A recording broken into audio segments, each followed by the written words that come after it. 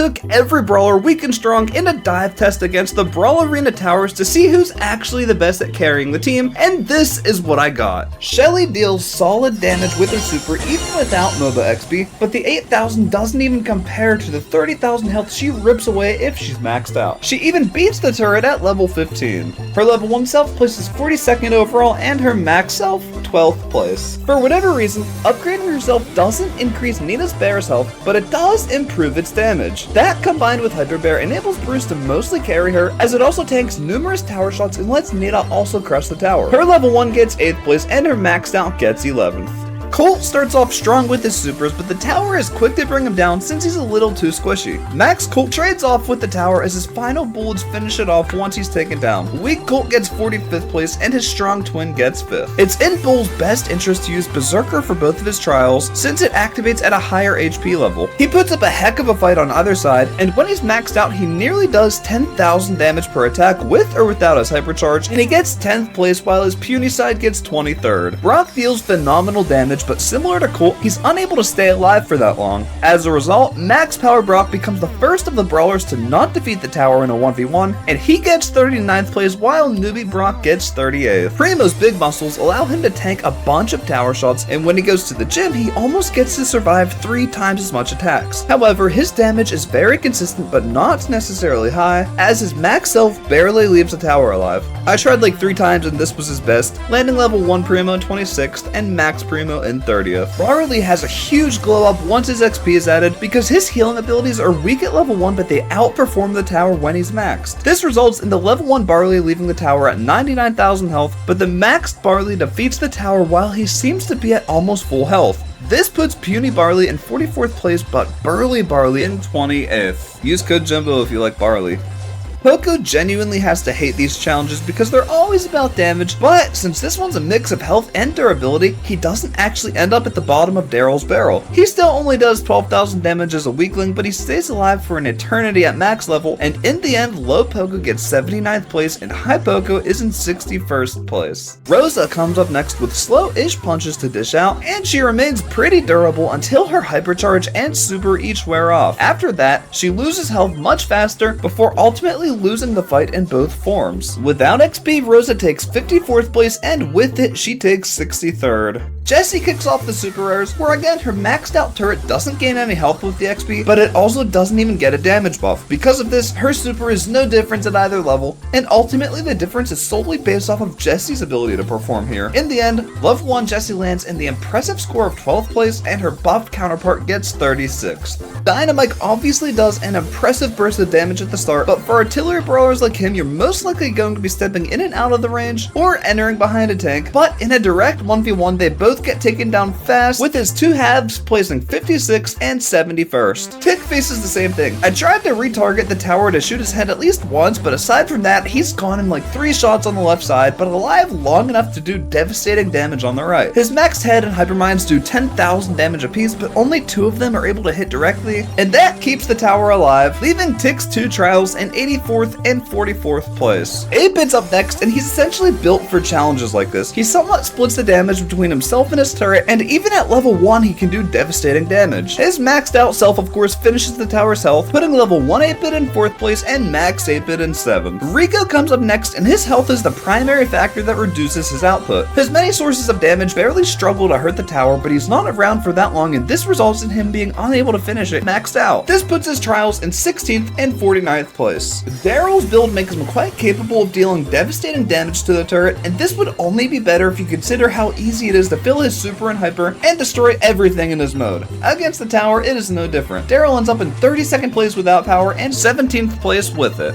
Penny deals her damage insanely fast thanks to her salty barrel gadget. Right as her health falls low, I back up to sacrifice the barrel, but then the tower would target the turret so Penny would survive just a little bit longer. In the end, Penny shares a time with Daryl, and level 1 gets 7th place while maxed out gets 16th. Carl spins in next, where his second star power tanks quite a bit of damage for him before he's left hurling his pickaxe at the nearest wall. No matter what, he's unable to bring down the tower, and his weak half ends up in 33rd place while his strong half is in 66th. Jackie, despite being a pretty common pick in Brawl Arena, isn't too capable of hurting the towers here. Her slow reload speed punishes her here, as it gives the towers plenty of time to shoot her down. Once it's over, normal Jackie's in 70th place and jacked up Jackie's in 92nd. Gus had a bit of a skill issue here with his Hyper Super as a weakling, but the damage was small and Jimbo didn't notice it until a long time after, so he's stuck with that skill issue. I mean, it happened a lot in these 200 trials. Anyways, weak Gus got 85th place and strong Gus got 45th. That's all for the super rares. Bo comes in hot with his Hyper Mines that on his maxed out side do nearly half of the tower's health all on their own. After that though, he kinda does slow it down with his output, but he overall still does promising damage, landing at 18th place weak and 35th place strong. For Ems, she wants to stand at the edge of the turret's range to maximize her damage. In real game, she'd actually benefit as enemy bots are coming by because her attack pierces everything and she could possibly score some supercharge and XP while she hits the tower. Level 1 Ems got 36th place and max Ems got 54th. It's in Stu's best interest to use Gaso Heal as he tries to use as many supers as possible during his hypercharge. After that, he becomes insanely fragile to the turrets, showing minimal performance at level 1 but decent strength maxed. Unboosted Stu ends up in 75th place and maxed out Stu takes 41st. I don't think I've really ever seen a Piper play Brawl Arena, and it checks out. Her default self only does around 5,000 damage altogether, while the max Piper did about 100,000. She's too difficult to max out anyways, and level 1 Piper places dead last while max Piper places 46th. Pam is up next, and even though she'll be the last brawler with a released hypercharge, she has one of the best performances altogether. Maxed out Pam can out-heal the turret with her super, guaranteeing a victory, while level 1 Pam stays alive for longer than most. Weak Pam ends up in 5th place, while max Pam gets 13th. King Frank comes in next, and on both sides he begins to attack faster and faster and faster till he dies. Nothing special about how to run his trial though. Even though Frank can stay alive for incredibly long, he still can't bring down the tower. Puny Frank gets 51st place and Burly Frank gets 43rd. BB's is interesting because at max level her reload speed is insanely fast, but it freezes during her attack. With no XP she gets taken down rather quickly, but her hyper bubbles would still have great potential in an environment covered with stuff to hit. I tried hard to see if Max BB could beat the turret, but she ultimately failed, ending up in 34th place while her inferior counterpart got 48th. B is yet another brawler that's just not meant for Brawl Arena. Her attacks only charge off of other brawlers, so she's likely going to be stuck pelting minimal damage, and she barely did over half of the tower's health even maxed out. Her left side ended up in 80th place and her right side took 75th. Nanny's is rather interesting. She's a super fragile brawler which really punishes her given that she needs durability for this challenge, but in the few seconds she's alive she's able to do devastating damage. Powerless Nanny took 35th place and her strongest half ended in 47th. Edgar, yeah. Usually in MOBA you'll see him either charging brawlers or rushing the towers and dying quickly, and the dying quickly part really checks out. He does not heal himself hitting equipment, and so his weak and strong halves end in 53rd and 82nd place respectively. Griff comes up next, who's kind of the king of fast burst damage. Without any power he gets taken down somewhat fast, but with power he destroys the tower insanely fast on his own. Both Griffs do great, with weak Griff taking 11th and powered Griff taking 16th. Grom's tremendous range and artillery capabilities definitely do make him a solid pick in Brawl Arena, but it's not really showcased in this challenge given that he's required to get gunned down by the tower. In the end, his level 1 side managed to secure 30th place, but maxed out Grom is way back in 77th overall. Bonnie has really been in charge of the meta lately, and Brawl Arena is no exception. Even though she's probably not expected to be this good, Bonnie barely struggles to eliminate the tower maxed out and still does over 25,000 damage without help. This puts her frail version in 24th place and her mighty counterpart in 22nd. Gale is an interesting brawler because he performs equally as bad whether he's amped up or not. In comparison to their respective competition pools, they both perform about the same, with Tiny Gale placing 73rd and Buff Gale getting 72nd. Colette is a solid choice, but she immediately faces an issue. Brawl Arena has a damage cap of 10,000 damage per individual attack, and both her attack and super reach that. With this, she's incredibly limited and relies on other things like her health buff and improved reload speed to perform better. However, she was still unable to bring down the tower on her own, and the stats say that newbie Colette gets 10th place and powered Colette gets 32nd. Like she does in most modes where destroying something is an objective, Battle is kinda screwed. She cannot mark the tower, rendering her super useless, and in both trials she got smoked faster than she should. To no surprise, Baby Belle takes 92nd place and Burly Belle takes 87th. Even though his trials don't seem to show it, I think Ash is still a great pick for Brawl Arena. His specialty comes from lurking in the middle and taking down brawlers and not dive bombing the towers to destroy them. Trash Ash places 39th place, but Smasher Ash places 84th. Lola kind of surprised me with her trial because she's capable of dishing out around 20,000 damage per attack when she's maxed out. Because of this, she dives onto the leaderboard with Lousy Lola placing 15th and Luminous Lola in 4th. Sam was really hard to figure out for this mode, but from what I've seen, I'd be careful about picking him at a high trophy level in Brawl Arena. Unless you have his hypercharge, he's probably not going to be very useful. Stupid looking Sam ended up in 62nd place and Slimin' Sam took 73rd. Mandy faces the exact same dilemma as Colette. According to my calculations, she would have done 13,000 damage per super projectile, but it was reduced by the peak, and her attacks also lost a tiny bit of potential, but Tough Cookie comes in clutch, with Meek Mandy in 17th place and Dandy Mandy in 15th. Maisie's hypercharge packs a punch that is certain to be very rewarding for her. She crosses a damage threshold that most level 1 brawlers aren't capable of, but still, Miniature Maisie takes 6th place and Monstrous Maisie gets, well, 50th. Okay, so unfortunately, it did kinda somewhat mess up Hank's trial. Given that a super heals, his stronger side should have used a super much later, even if it meant he didn't get the hypercharge bonus, but let's face it, this trial isn't happening in a real match of Brawl Arena anytime soon. Either way, Wankin' Hank ends up in 27th place while Tanky Hank gets 56th. Pearl's heat distribution is always confusing to navigate, and I'm sure there's already a few people typing comments like, Jimbo, you shoulda. Anyways, Poopy's Big Pearl gets 31st place and Perky Pearl gets 65th. The twins come in next, and on the strong side, their trials kinda distorted because no matter how many times I tried, the bots came in and interfered. In the end, neither were capable of deleting the tower, and Lousy Larry places 49th with the Titanic twins placing 42nd. I guess I talked a little too fast for this one, so I'm just gonna yap a little bit more until Larry's done playing. If Angela wasn't subjected to the really dumb damage cap, his max self would break the turret without a struggle. And sorry, I wasn't finding 1% to fill his attack before releasing because challenges like this, they don't like the variables. Without power, Angela takes 88th place, and with power, he gets 31st. Barry is, aside from the stats, an S tier pick for MOBA. In pretty much any normal situation, Barry's not gonna 1v1 the tower at level 1, but rather follow behind a tank and have phenomenal performance. But when he's maxed out, he can seemingly out-heal the tower damage, making him a great asset for his team. And interestingly enough, both Barrys take 25th place. Shade gives us a pretty fast trial. Similar to BB, he has a really fast reload speed, but he's stopped by attacks, but can still clap the tower pretty good with the attacks he gives off. In this challenge though, Shade gets 65th place and Grade A Shade gets 58th. I love Meeple and all, but he is not a good pick for this mode. Granted, he has an okay reload speed while maxed, but I can imagine that XP level is probably impossible to achieve, and in the end, Meeple's 2 trials get 2nd to last and 78th place. Okay, so I recorded this long before Trunk was released, and I'm just now noticing that I may have screwed up his entire trial. I didn't realize he does more damage at the edge, and normally I'd go back and fix this, but I already made the entire leaderboard, and it would kind of screw it up a lot, so just please forgive me here. I gotta keep it as is. Funky Trunky gets 66th, and Chunky Trunky gets 68th. I never thought I'd be saying this, but it kind of needs to be said. Mortis is actually really fun in Brawl Arena. However, he's not too good at tower offense, but rather just fulfilling the assassin role. No, seriously, look. Anyways, against the turret, Bad Random Mortis gets 46th place, and Mortis the Magnificent gets 53rd. Terra's another brawler where stats don't really show her true capability. Overall, I think she's a great pick for Brawl Arena, but in a 1v1 against the tower, her capabilities are pretty limited. Resulting from this, Timid Terra takes 34th place, with Tempest Terra taking 67th. Gene, yeah, no excuses. He's not the greatest brawler at all at 1v1ing a tower. His super does nothing and his offense is pretty limited, and at level 1 he dies pretty fast, while at max level he just struggles even though he's still alive. This puts Gina Heaven Gene at 91st place and Genie in 79th. Max kinda does go to the max here because especially at a higher level, she reloads almost instantly, which is huge given that she does almost 8,000 damage per attack. Thanks to this, Max breaks the tower fast enough to get 14th place and her mini counterpart gets 59th. Mr. P has some of the greatest survival skills against the arena towers, but unfortunately he can't back that up with a fast offense. Despite being able to survive longer than most brawlers with similar health, Preposterous P takes 20th place and Mr. Putin takes 23rd. This challenge kinda does Sprout dirty because aside from what you're watching,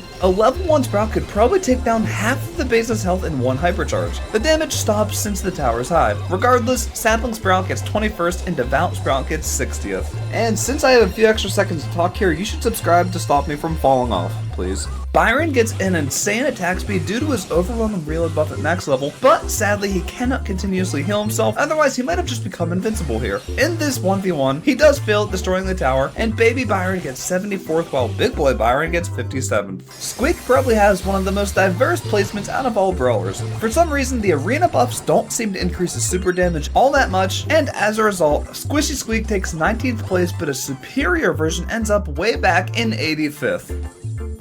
Lou is about to lose this competition. Most of his ability comes from freezing stuff with his attacks, but the tower's immune to that, so he's just stuck throwing snow cones at it. Even though he can temporarily avoid all damage to reload, left Lou takes 87th place and right Lou takes 83rd. Ruff's rambunctiously charges in on both sides with a really fast initial burst of damage that later slows down. Given that most of his kit makes him a support brawler, he's not able to destroy the tower on either end, but he comes pretty close maxed out. As a result, Puppy Ruffs gets 40th place and his buffed edition gets 37th. Like most assassins, Buzz in Brawl Arena is much better off taking on the brawlers and other things like the Kaiju. Against the tower is pretty much when we see him at his worst, unable to destroy the towers and all. Bored bad at the game, Buzz gets 47th place, but Buzzilla takes 55th. Fang comes in with a surprising twist compared to the other assassins. When he's maxed out, he's able to match the attack speed of the tower and keep it up the whole trial, except he does over 7,000 damage per attack. He also occasionally tanks some damage with his star power, and without help he gets 64th place, but Furious Fang secures 21st.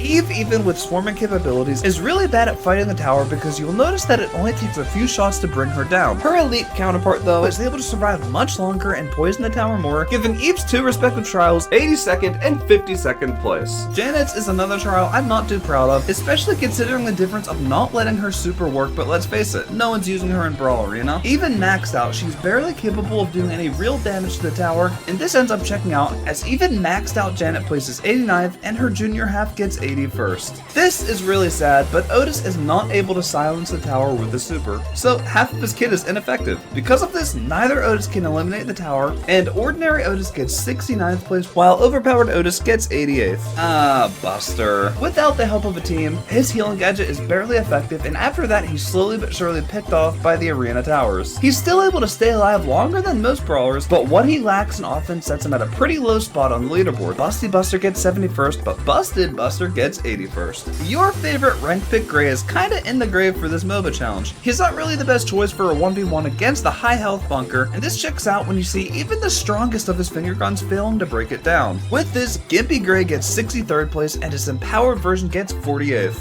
Thanks to the Mingle Hypercharge, RT's weak and strong halves alike are capable of dealing tremendous damage to the tower. Without a struggle, his powered version demolishes the tower, and even his weak half does almost 50,000. In the end, weak RT secures 3rd place while his maxed out brother takes 9th. Willow is garbage at this. Did you expect her to do good? Probably not. She barely survives anyways, and weak Willow takes 89th while max Willow takes 94th. Thanks to his wiener, Doug is able to remain alive for a very long time in both of his trials. His lack of damage overall does kind of reduce his capabilities, but he still ends up crushing a tower when he's maxed. In the end, Dingleberry Doug gets 28th place and his Dominator self gets 26th. Chuck can honestly be a great MOBA pick, but with today's rules he kinda has to stay inside the thing's range, rendering him almost useless. Don't let this disable your courage to pick him. Without power, Chuck takes 52nd place and maxed out he gets 76th. Charlie does worse though, and unlike Chuck, she has no excuse. There's not really anything we can do to improve her output on the MOBA tower, and ultimately she fails at defeating it weak and strong. At level 1, she gets 58th place, and her level 15 half takes 90th overall. Miko returns to the old dilemma we haven't seen in a minute. Thanks to his record smash star power, he meets the maximum damage pretty fast as he levels up. Luckily though, his reload speed is greatly improved, and even though he takes a long time to bring down the tower, it's still pretty much a guaranteed takedown. Ultimately, Miko ends up in 14th place without XP and 27th place with it. Melody honestly surprised and thrilled me at the same time when I saw her phenomenal power. She crushed the turret in record time at level max and still did pretty good damage on her weak side, with her 2 trials scoring respectively in 22nd and 8th place. Especially at max level, Lily is able to dish out attacks unbearably fast, but she's part of the assassin group so she's somewhat lacking when it comes to destroying objects in the environment. In the end, she got 72nd place without XP and 33rd with it. Clancy barely gives me time to talk here. To my surprise, maxed out Clancy still doesn't destroy the tower on his own, but as you can imagine, even the smallest tank would change that without a struggle. He placed 1st overall without XP and 40th maxed out. everyday mode shuffling, and when he has 15 levels of arena XP, destruction is probably his middle name. He only does like 20,000 damage at level 1, but maxed out, he ends the turret in under 9 seconds, taking 6th place. Other Mo got 41st. Juju gets a lot of help here, especially with Gree being able to tank so many shots for her. Ultimately, she survives if she's maxed out and gets destroyed if she isn't, with level 1 Juju taking 67th place and max Juju taking 24th. Of all the tanks there are, Ollie once again shows himself to be like the worst at this. He just lacks offense against everything, especially non-brawler targets, and this puts his level 1 self in 93rd place while maxed Ollie takes 86th. Lumi is undoubtedly one of the best brawlers in Brawl Arena, but in today's challenge it's showing a mix of durability and offense, so unfortunately she's not really allowed to step in and out of the range. With this, she dies fast in both trials, placing 76th weak and 93rd strong. Binks, as you probably expected, is able to slow down the speed of the tower shots. This only contributes to his trial a little bit though, since he's still getting hit by the bullets in the end. Given that his super and stuff doesn't really increase his damage, he's pretty lacking. Weak and strong Binks place respectively in 43rd and 80th place.